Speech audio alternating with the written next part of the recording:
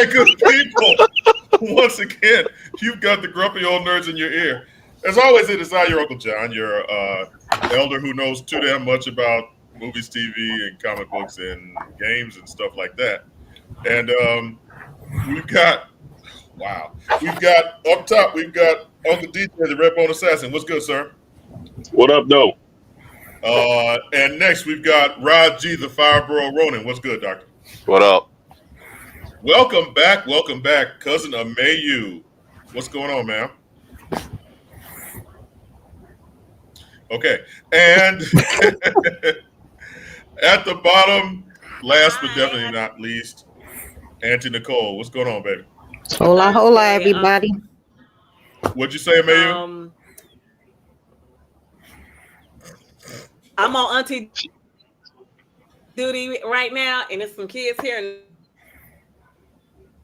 Okay, and She just got hit by the still force. apparently one of the kids just yanked out her Wi-Fi.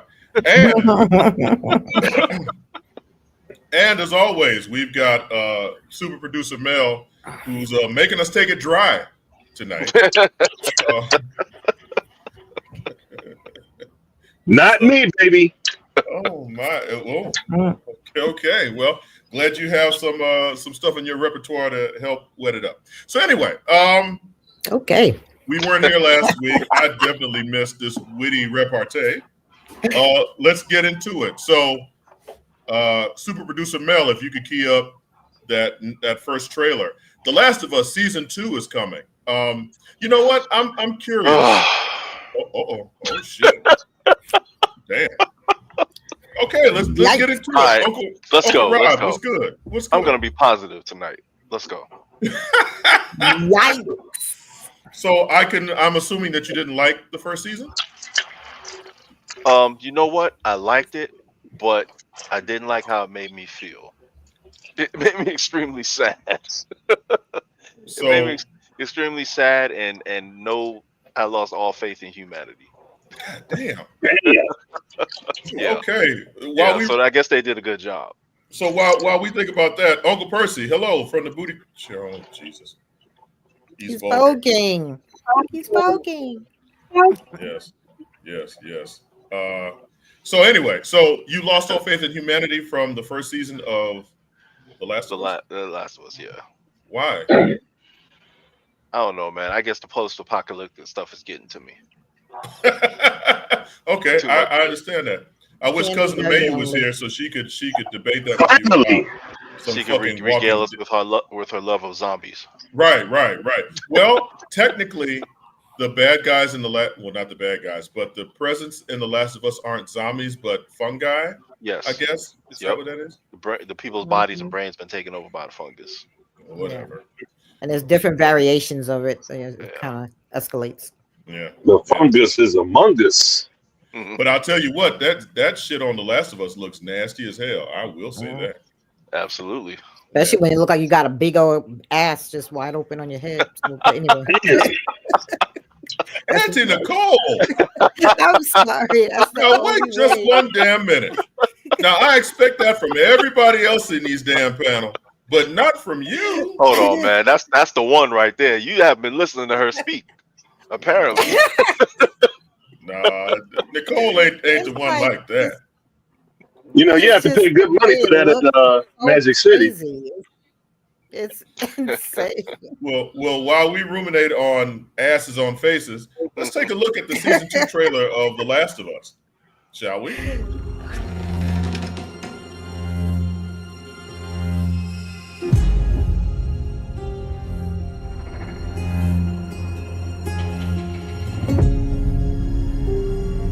You okay? I'm staying okay. Yeah.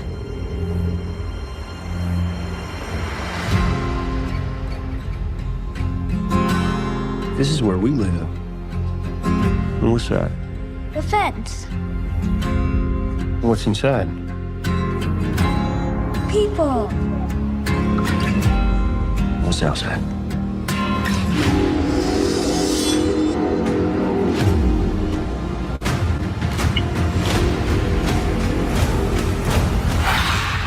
Monsters.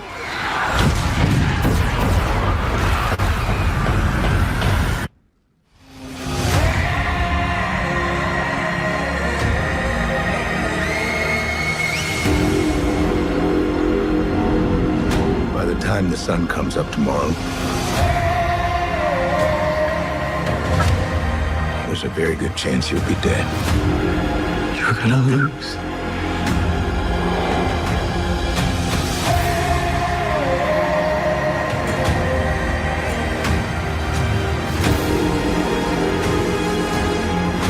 Don't you know what he did?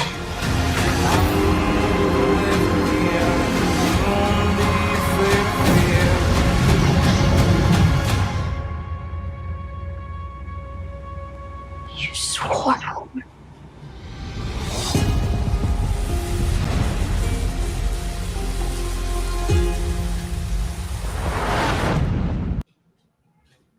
So, more of the same, I guess. Yep. Yeah, that's what it looks like. There was snow. Okay. Oh, okay, with snow. Okay. So, aside from Rod's disappointment in humanity, I guess, are we looking forward to this? Is this something that we're trying to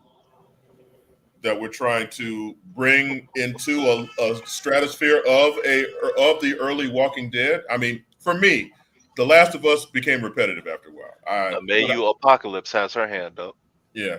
But I also haven't played the game, so I also recognize that when you have the outside influence in these TV shows or movies and whatnot, like comic books or games, that you're looking for certain things, and certain things about the characters that peripheral fans don't get. I will say this though, they do a good job of making it so that you don't have to have played the game. Right. Okay. So they do a really good job with that. So it definitely stands on its own. Oh, excuse me. Okay, well, we know how you feel.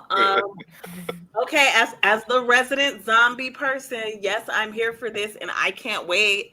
3 more days? I'm excited. I like how it's for me personally. I don't feel like it's so much like The Walking Dead, but it does have those things, the walkers, clickers, whatever you want to call them, whatever.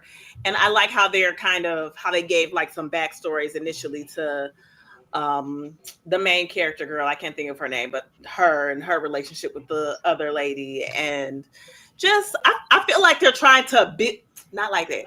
I feel like they're trying to build it up so that we get that that family feeling, and trying to do like what The Walking Dead did in the beginning. But okay, I don't know. Y'all know how I am. I'm gonna go ahead and still watch it anyway. So I'll be watching on the 13th. Mm-hmm. Well, my thing is, and correct me if I'm wrong, at the end of the first season, there was a way to save humanity by killing that girl, and he stopped it, right? She is immune to the virus. Right. She's immune to the infection. And Right. of course, when someone is immune, they say, let's take them apart and find out why. Which, doesn't allow for them to live sometimes. So, yeah. He saved her. So it's fucked up. Yeah. Kind of. But I mean, we'll see what Hence happens. my reaction in the beginning of this conversation. But in all of these post-apocalyptic scenarios, humanity is fucked up. I mean, we're actually, and I hate that I'm getting political somewhat, we live in a scenario where humanity is showing their ass, right? So we know humanity shows their ass more often than not. So why do we deserve to live? Hey, man, I deserve to live. Say. That's what the aliens say. I mean, yeah, because aliens don't come here because they think we the ghetto, and we are. Absolutely. I wouldn't go to the ghetto on purpose.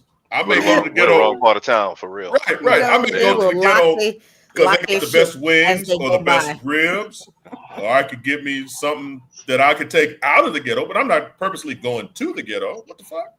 I feel like it's more like a trailer park, but I get it. I get what you're saying. So we're looking forward. Did you just call Earth like 63rd and King and shit? Like Yes. Inglewood? Yes. Damn. Earth is Inglewood. Earth is the West Side. Hey. Earth is K-Town. How about that? Damn. And those of you in Chicago know exactly what I'm saying. Okay, so if you're from New York, it's Avenue C. But anyway, go ahead. Oh, damn. Yeah. Okay, May, you in Detroit. What would Earth be? Detroit. All of Detroit.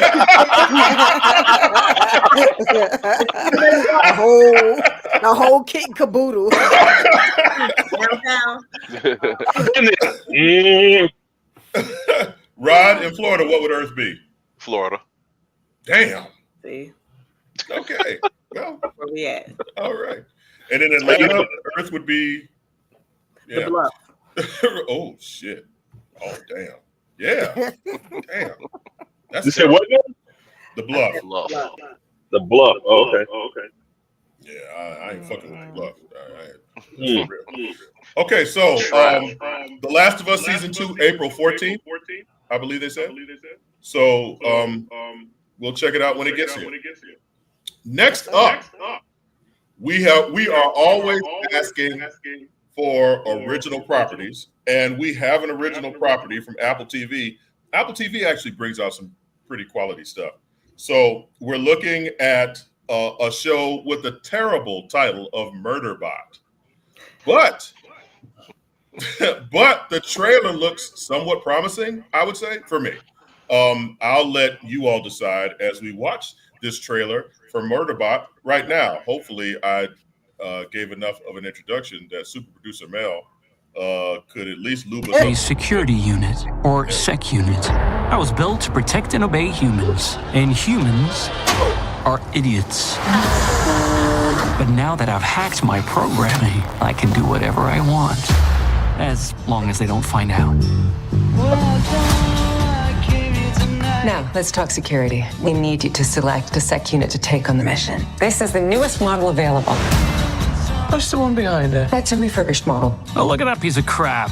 Oh, wait, that's me. Which one's the least expensive? That one, but you get what you pay for. True. Wouldn't be so creepy if it didn't stand so still. Shh, you can hear us.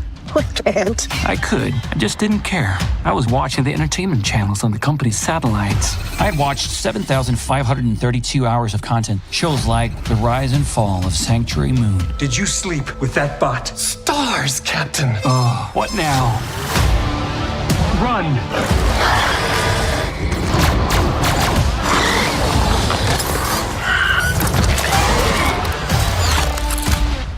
Stay calm. It'll be okay. I didn't know it had a face. Yeah, it's kind of a sweet face. Stop staring at me. I wasn't. Stop staring at me.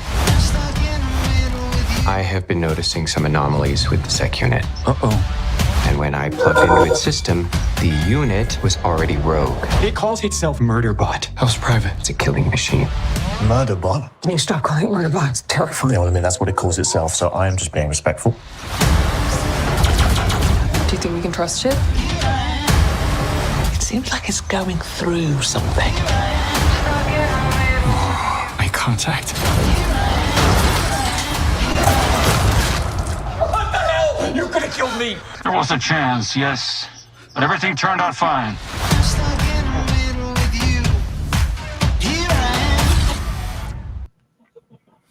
All right. Okay, so My over under. Listen, before we go into any further. Go ahead. My over under on how many episodes goes before somebody fucks that robot is for. Oh God! Wow. Damn. Yeah, it's gonna be a little bit like that to you. All y'all off the hook today. What's happening? I'm telling you, it's gonna be 4 episodes. Somebody's gonna try to have sex with that sec bot. I mean, kind of cute. You already said it was cute, so Right. So okay. So we're looking at and of course, as time goes on, we're gonna have a lot more movies and film about AI and how this shit can go horribly wrong. Yeah. Because we're living in these times right now. And it's not new because, all the way back to Terminator and even before that, 2001, just, how technology can turn on us. But he does it early. Right. To Rod's point about, looking at humanity as doomed, technology eventually be like, these motherfuckers, what's happening here? And just say, fuck them. But I'm intrigued by this just for the simple fact it's something different that I haven't seen. It's not a Marvel property. It's not a DC property. It's not a video game property. It's just fucking something different. So, you all's take. What do you all think? That's what she said. Exactly. So, Uncle DJ, what do you think about this particular property? I mean, it looks promising, and I've got Apple TV currently, so that'll work. Okay. Did it say when it was coming out? May. Okay. So you Okay. got time. Uncle Percy, Yeah. what you think about this? I'm gonna watch it. Don't worry about me. I'm gonna watch it. Okay, we won't. Okay.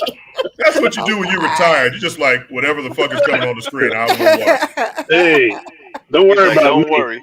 Don't worry. What concern, Uncle Percy? When someone says "don't worry," that's the time you should start worrying. Yeah. Right. Out of nowhere. Right. Auntie Nicole, I know you're more of a horror fan, but what do you think about it? It is called Murderbot. It's called Murderbot. Maybe there'll be some murders, but hey, it looks like Just saw one in the trailer. I'll definitely give it a try. Okay. Uncle Rod? I'll watch it. Now that I keep remembering that I have Apple TV, I'll watch it. There you go. There you go. Yeah. I think Severance did it for all of us. yeah. I think realizing early on that humanity is kind of screwed up is going to make it a little different, because right off the bat we're going to see some different behavior. Right. So I think that's cool. I'm a little disappointed that they gave it a face. Yes. Same. Scared the shit out of me, but okay. I'm glad that you're on the same page. No, but it's the exact same thing. The exact same thing. What? I just think it would be more intriguing if it wasn't some blonde-haired, blue-eyed motherfucker. But I guess if they're paying for Bill Skarsgård, they might as well. It's a Skarsgård. What else was he going to be? Yeah. They're gonna put their face on the screen. Yeah. I would be more vested, I guess. Not vested, but I just think it would be more interesting if it didn't have a human fucking face. Just give us something. Right. Excuse me. It's just a blank fucking slate, and give us, it's a piece of technology. Train. And clearly the train feels the same way.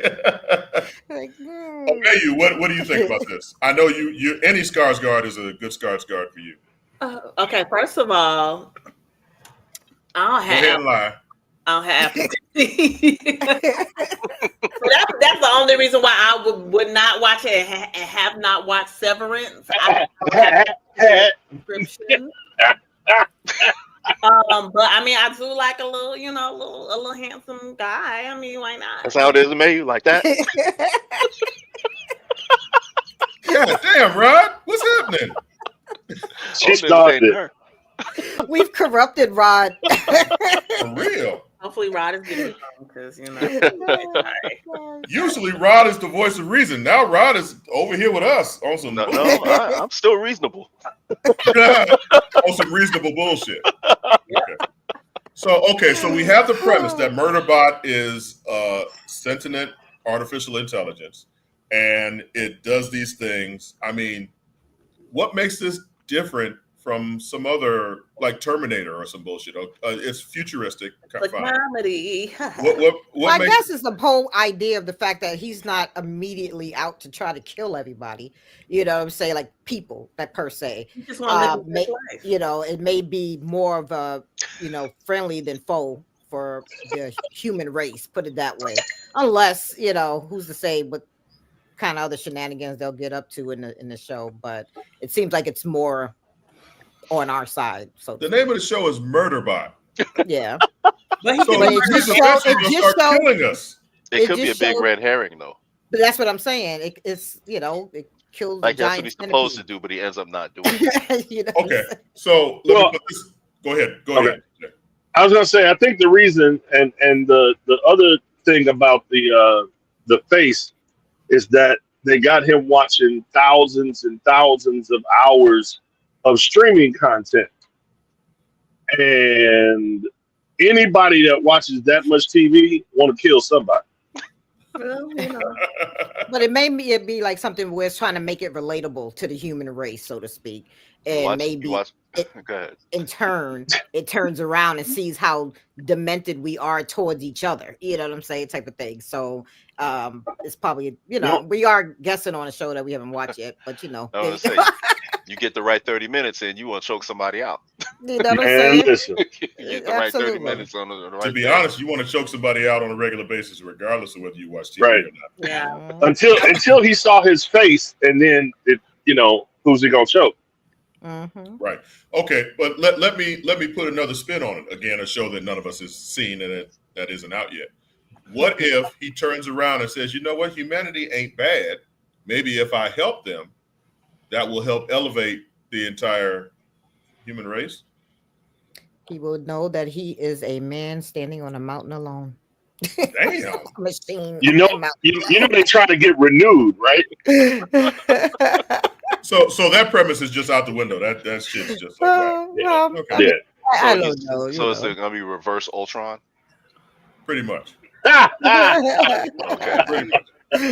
So we're saying as a collective, Murderbot better murder some motherfuckers, or he better do something. Come on. He better do All right.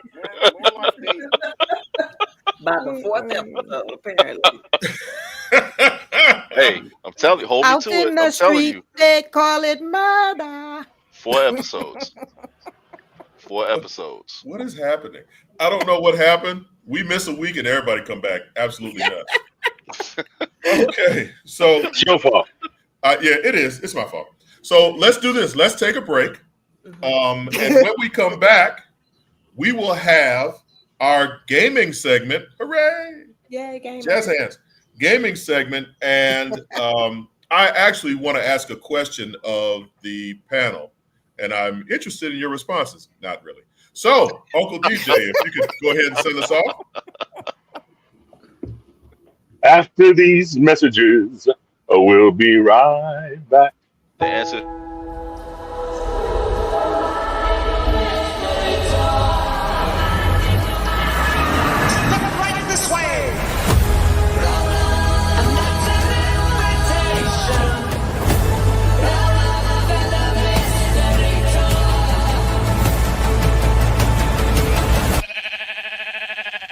What the hell?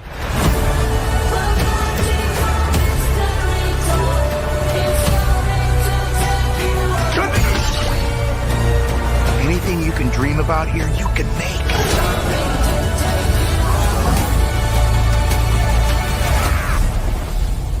Who are you? I am Steve. Okay. This guy is such a tool bag.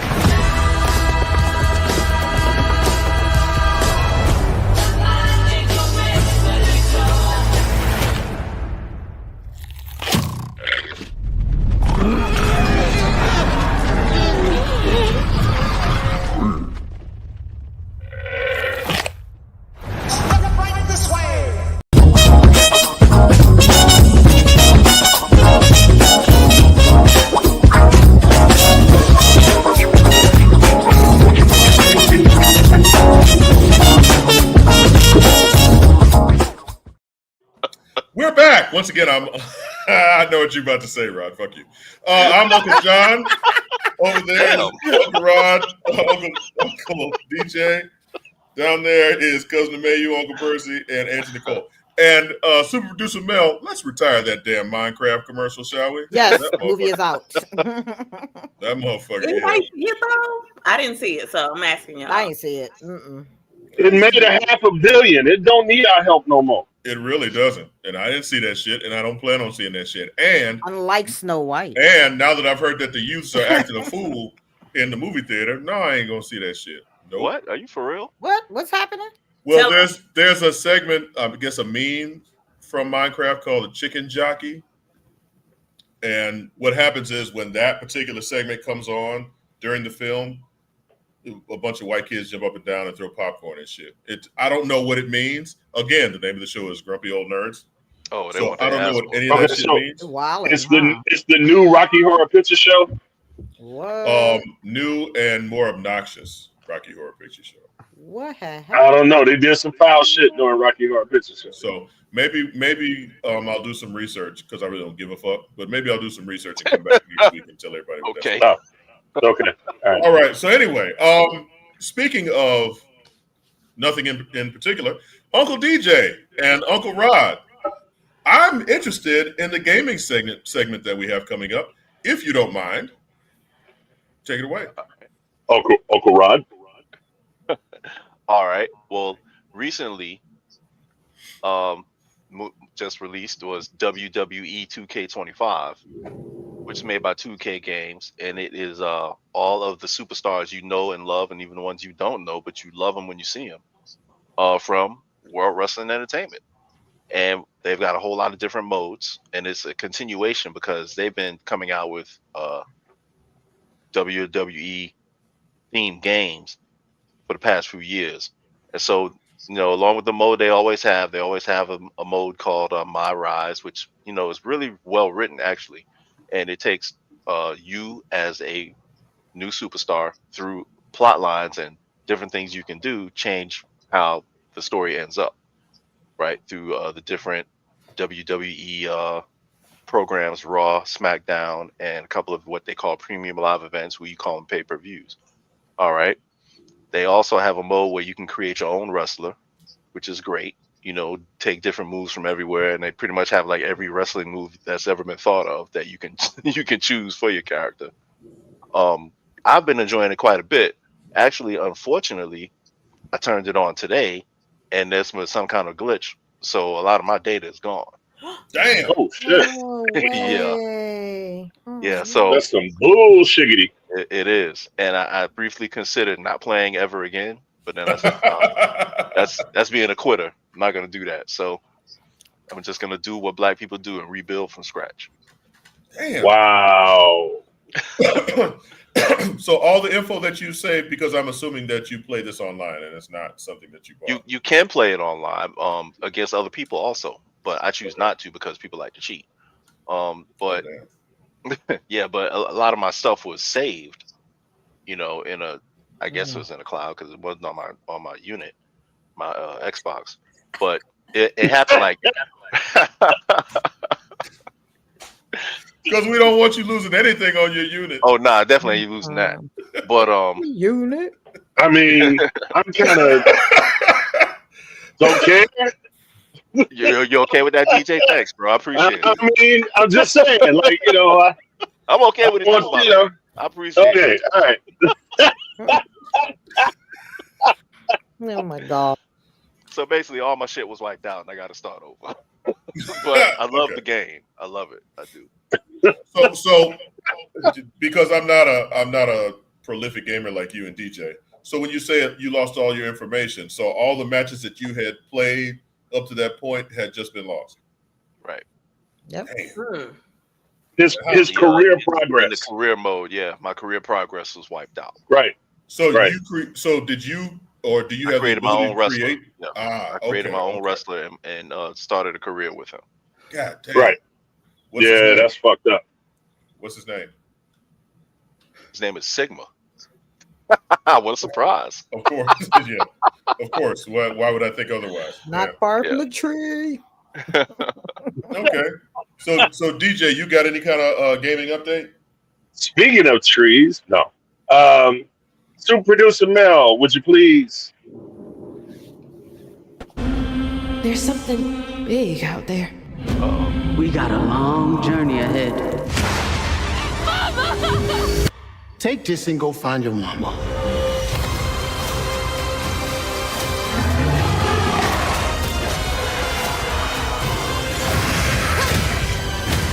This ends now. Nice. All right. You sounded like Bianca Belair for a minute. Well, I'm glad you mentioned the voices because the thing about this particular game that I was pleasantly surprised to find, the protagonist I'm not familiar with. I think her name is pronounced Adrienne. It's spelled differently. Ray, R-A-E. She's Hazel, the girl in the picture there, and she's a weaver. So basically like in the South, instead of them going into the voodoo aspect, you know, and that type of deal. They talk about where you saw like the white light when she was floating down. They talk about strands being, you know, part of everything, and the weavers are actually able to not only see them but manipulate them in order to tell stories, to fight evil, to see echoes of the past, and that type of deal. And in that, this motherfucker's off the chain. I mean, like, you start off and they're getting ready for a hurricane coming in, and Hazel, you know, is there, and she's waiting for her mother, who happens to be voiced by my super crush, Cynthia K. McWilliams. So she's got the voice of her mom, and you know, you should know who Cynthia K. McWilliams is, but if you don't, she's the lawyer to Kevin Hart on his Real Husbands. Oh, she's Redbone, bro. Yeah. So, and not only that, but one of the characters, one of the older characters, one of the neighbors is Pearl, and she's voiced by Ella Joyce. Okay. Oh, from Rock? Rock? Yeah. Yeah. So, it's very cool. Like, you know, as far as gaming wise, the combat is tough. I mean, dude, I set up last night early this morning, get my ass whooped several times trying to adapt, you know, to the combat system and that type of deal. I know how that is. Man, listen, but it was cool though, and what I'm looking forward to, but almost sort of not looking forward to, is because of the content, because of the neighborhood of the Old South. And there's even early on a point where she sees a previous weaver pretty much taking like a family, husband, wife, and son on the Underground Railroad. She's like helping them to escape. And it's so far it's deep, but it's gonna get deeper, and I'm looking forward to it. But at the same time, like, you know, I don't want to hurt nobody. So, so is this I actually watched the. What's that? Is this Xbox only? No, it's Xbox. It's PC. PC, right? Yeah, it's an Xbox product, so it's, you know, available on PC. And if you're an Xbox person and you got, you know, your Game Pass, it's available on Game Pass. So cool. I watched the video and watched the making of this game, because actually they did a lot of historically accurate things with this game. That was going to be my question.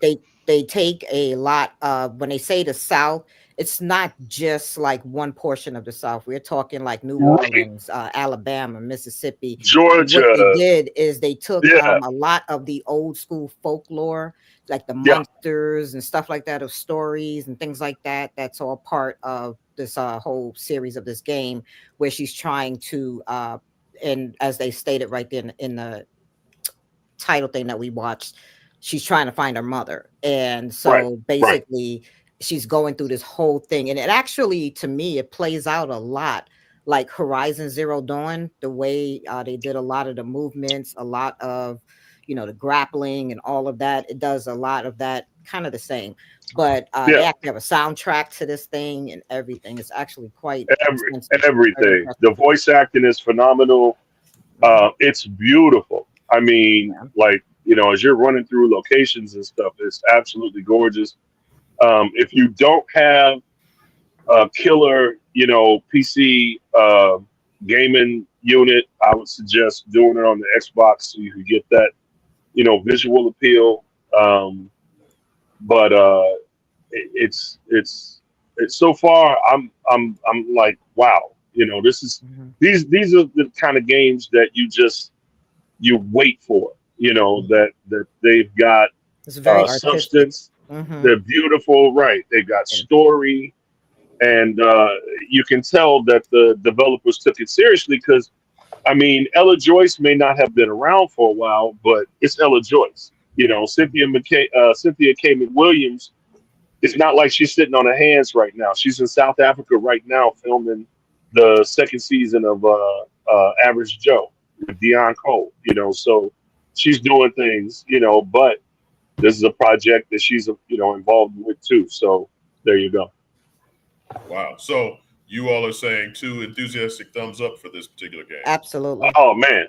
Absolutely. Jazz. Is this because this is a very black game, it sounds like, and it looks like. Well, it's the protagonist. It's like how many times do you get where the protagonist is us? You know what I'm saying? It's a black woman. That's what I'm saying. Yes, so, you know what I'm saying? And I think think more so, right? Yeah. So is this a black production company or no?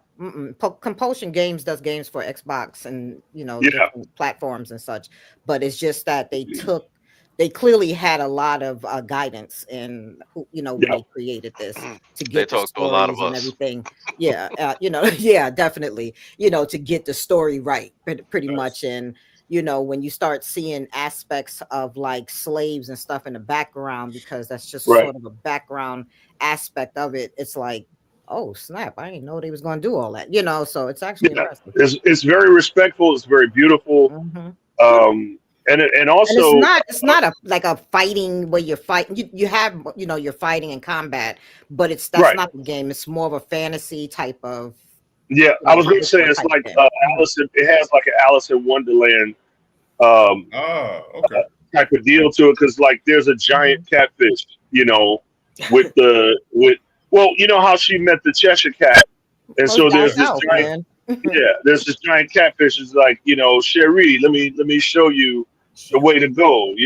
I just need you to do this, that, and the other. Help a brother out. Type deal. Oh, that sounds pretty dope. It is pretty cool. Okay, all right, y'all gonna make me play a video game again. All right, so South of Midnight on Xbox and PC. So definitely check that out. Thank you all for that. Okay, here's my question I have for the panel. And this question actually comes from, I was having a conversation with my son, and he asked me this. And it took me a minute before I could actually, because I really had to think about it. Okay. It took me a minute to answer it.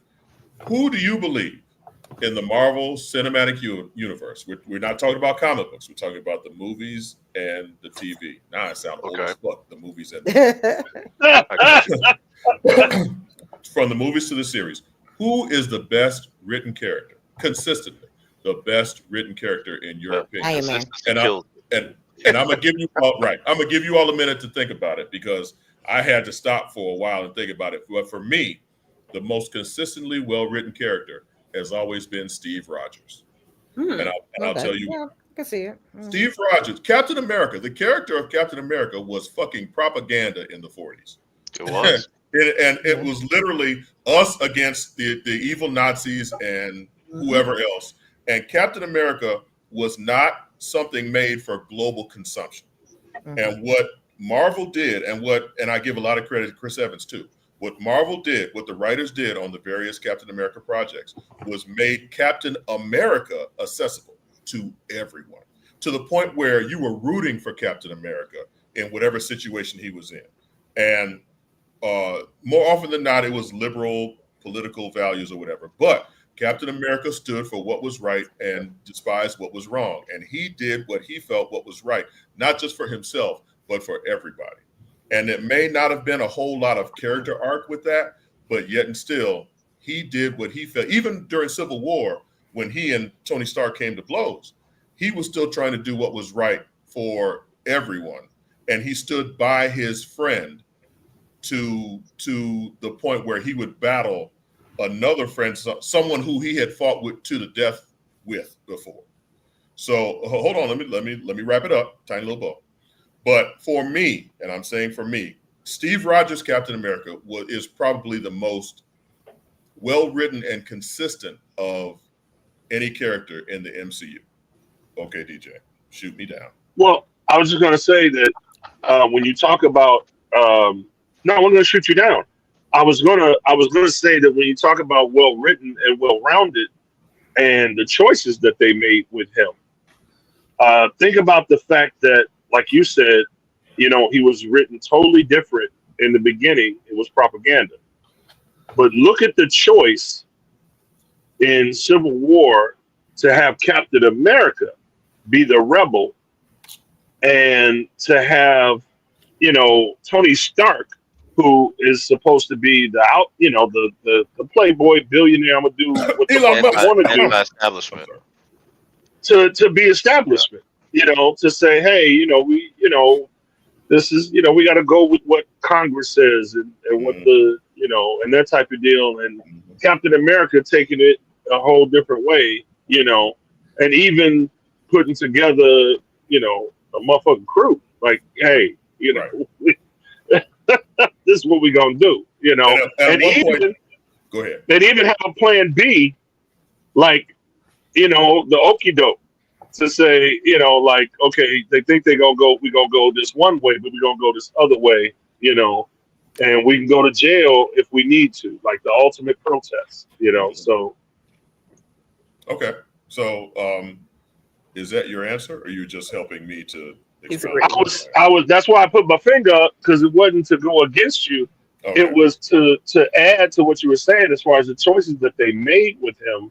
Right. Really, really, fleshed him out, not in the, just what you would think, So yeah.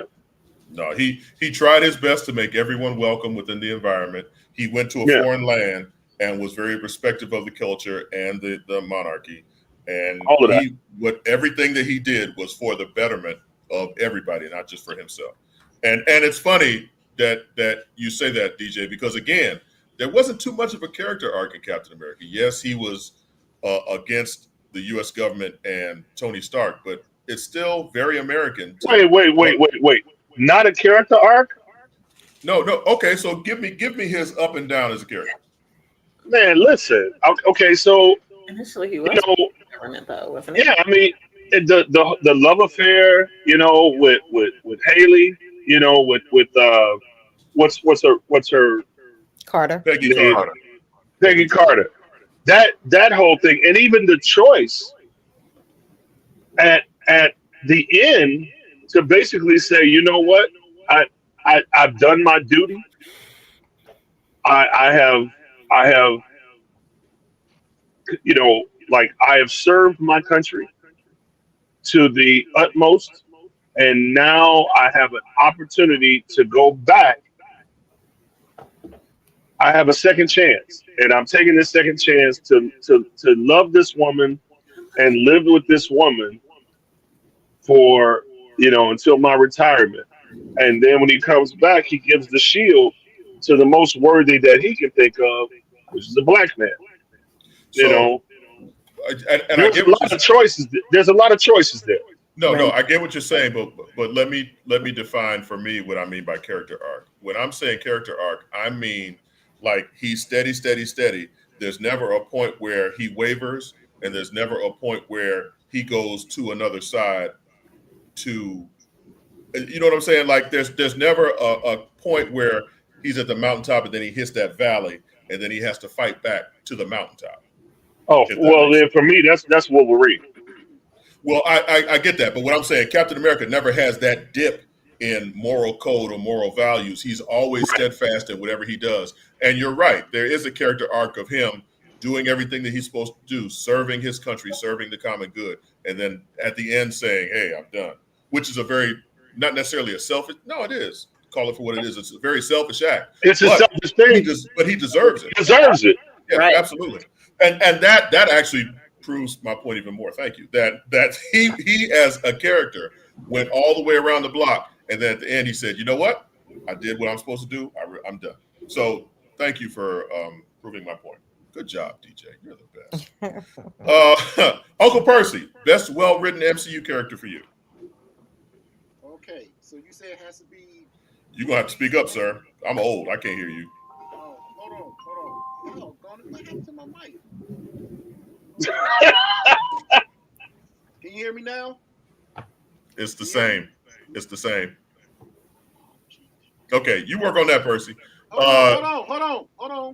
We're not going nowhere. He getting closer. He getting closer. Can you hear me now?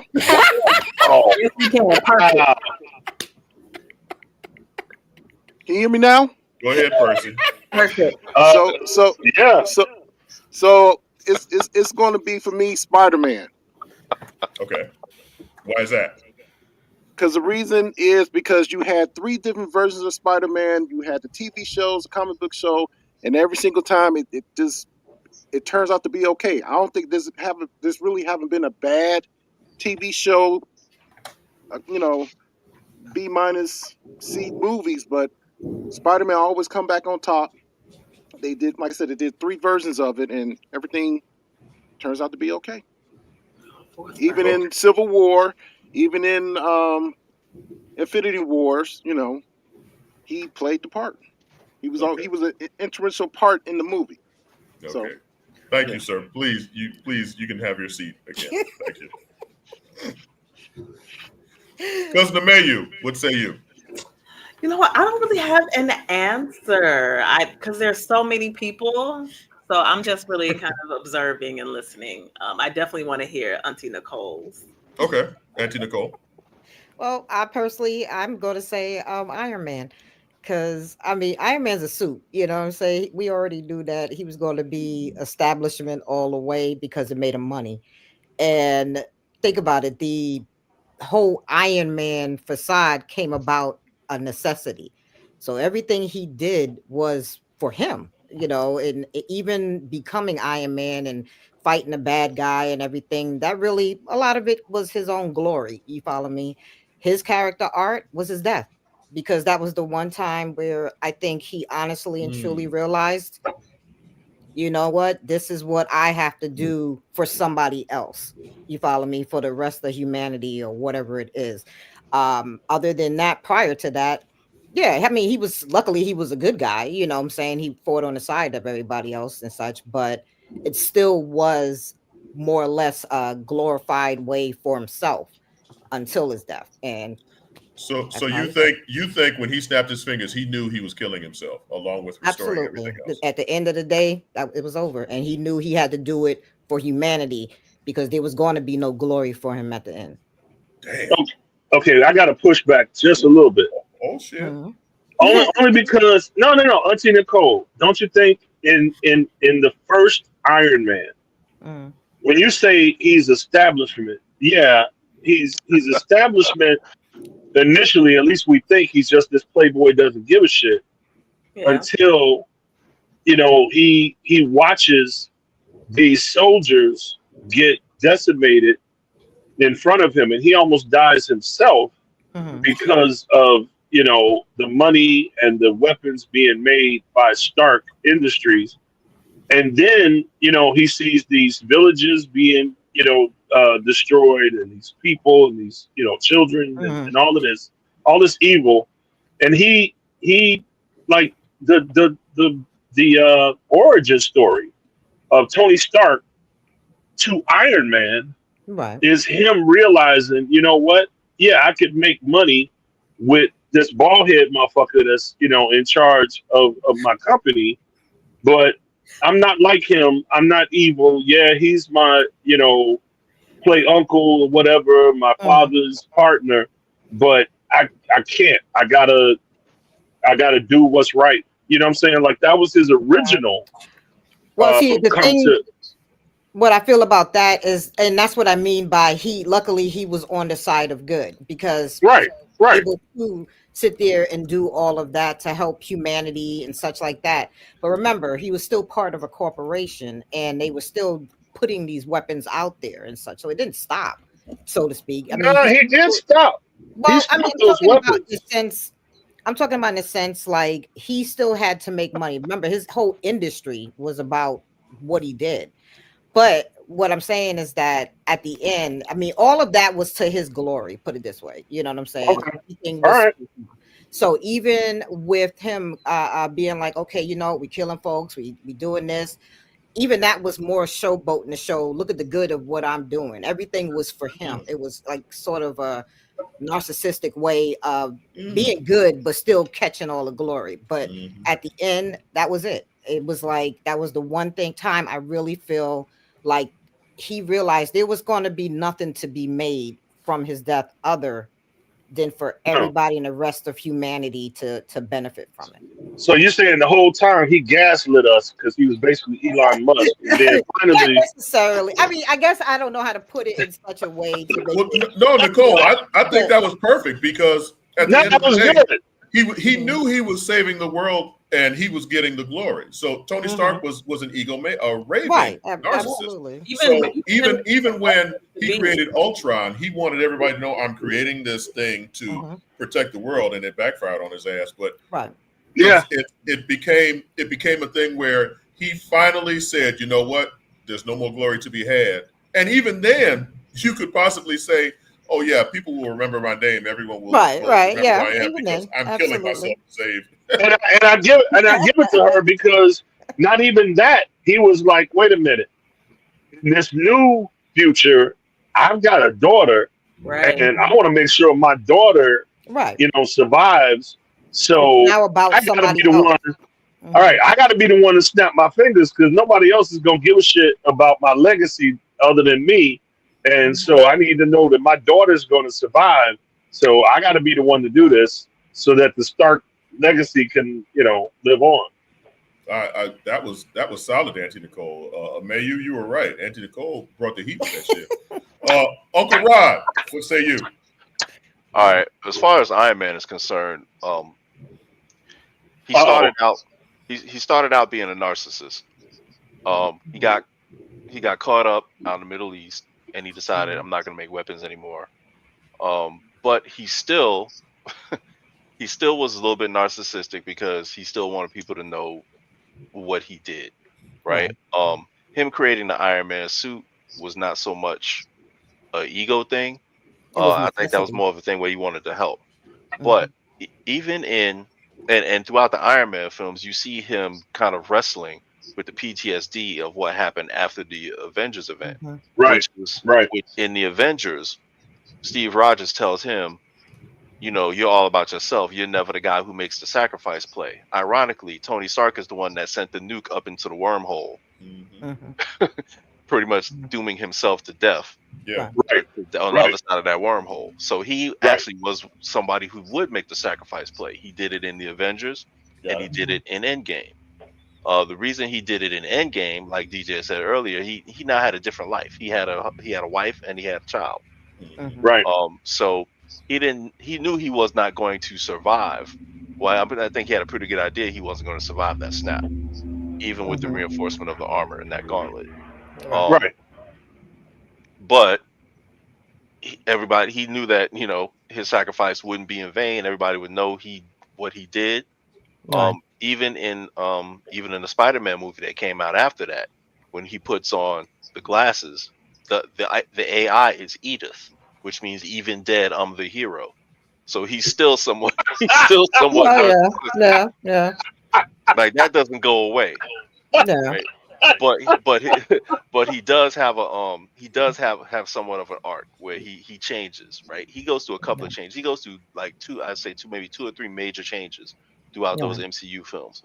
Because in Civil War, actually before that, in Iron Man 2, when the government wanted the Iron Man armor, obviously for military applications, he was like, no, you can't have it because I know what you're going to do with it. And that's not what I want. So he goes from, he was solidly anti-government then. In Civil War, he's like, he saw working with the government as the only way for the Avengers to survive. I don't think he necessarily agreed with what was going on, but he felt. But he was practical. And he also felt the pressure from that woman getting on him about her son dying in Africa. Absolutely, So that kind of aided him, and so that made him make the decision he did, would put him in direct opposition with Steve Rogers. But to your first point, John, I believe that Steve Rogers is the most consistently written throughout all of the MCU films as well. Even to the point where, like you said, even to his own detriment, he's not, and it's ironic because his name is Captain America, but he's not pro-government, at all. He is pro-right and wrong. So when the government is wrong, he calls the government out on it. Which is why he's the only one that can wield the hammer. What was I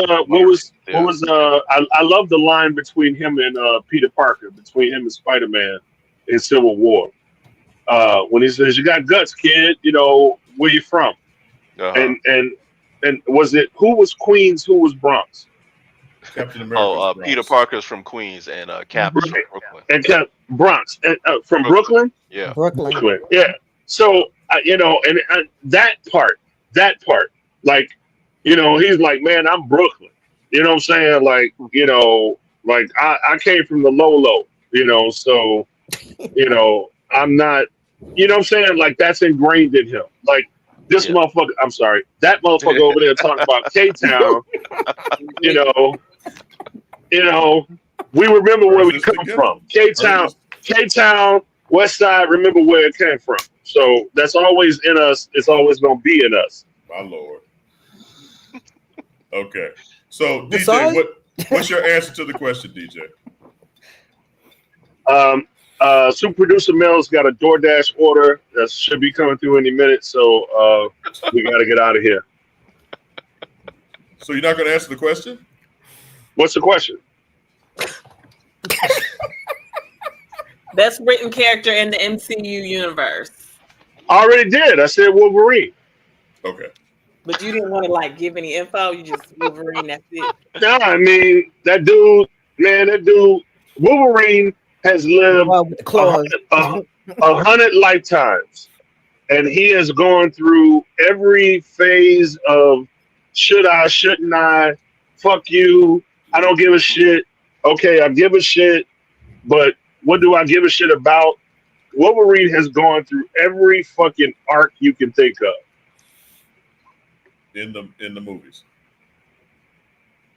In the movies, in the comic books, whatever. No, we're strictly talking about film, sir. Oh, I said in the films. Okay, thank you. I'm saying you gave it a caveat. I'm saying in the movies. Think about it. Go back and watch the movies. Okay. So you know it wasn't going to end unless me and DJ came to blows about something. So it is that time. Real quick, Cousin Amelia, what you got on the way out the door? Real quick. Okay, I'm still watching my show Extracted, and I picked up another one. The Secret Millionaire. It's on Netflix. I love that. Oh my God. Here we go. Percy, what you got? Don't worry about me. I'll be all right. Okay. Nicole, what you got for us on the way out the door? I've been getting into a lot of music history lately, and just in case for a little fun trivia, did you know someone by the name of Shuggy Otis is the one who came up with Strawberry Letter 23 before Brothers Johnson? There you go. I did not know that. Thank you for that information. Uncle Rod, what you got? Wow, that blew my mind.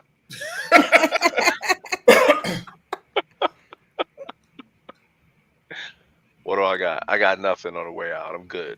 Nice. Uncle DJ, what you got for us on the way out the door? After these messages, we'll be right back. Oh my gosh. Next week. Next Thursday. I mean, you know, it's all relative. Yeah, well, what I got is this motherfucking Georgia pollen is fucking me up. My eyes itch. You're in Maryland too. God damn. The earth is mad at us and letting us know. The Civil Rights Act was signed today. So do what you can so that these motherfuckers don't try to take it away. My man. And on that note, for Super Producer Mel, the Redbone Assassin, the Five Borough Ronin, Nikki Guns, Uncle Percy, and Cousin Ameyu, I am Uncle John. Thank you for joining us. We're here kind of every Thursday. Hopefully. So come hang with us. Thank you. Those of you who've been rocking with us from the beginning, we appreciate you. If you're new to the show, come back next Thursday. We may or may not be here, but we'll have some shit to talk about. So once again, night-night.